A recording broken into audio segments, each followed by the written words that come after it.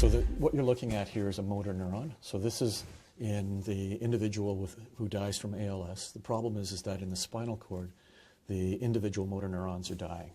And when we look at it through the pathology, what we see is this is a very large cell, which is what we expect to see. This is where the nucleus to the cell sits. And then this area here, this sort of rock-like material, very dense aggregate, should not be there. And this is the new protein. This is what we call RGNEF, the one that we discovered. And you can see as well there's material of it sitting all throughout the cell. It should not be there.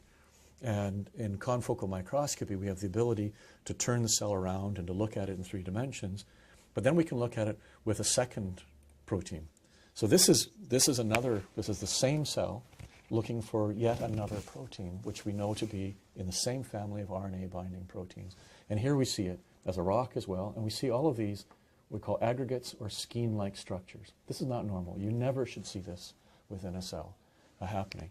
So the question becomes, we have the same cell, 2 different proteins pathologically occurring. Are they together?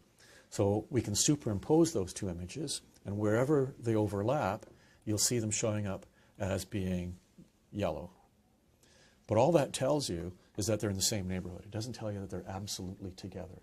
So what we do, and this is part of the capacity we have over at the Robarts, is to subtract away all the background noise and just ask the top 2% of where they match. We're going to assume that those are actually together.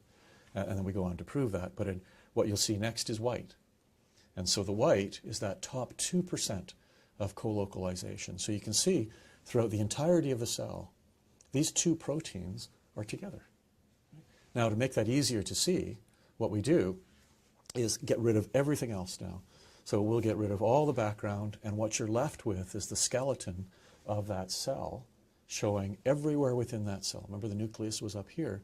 Now we've got this massive aggregate here and all of these skein-like structures throughout the cell.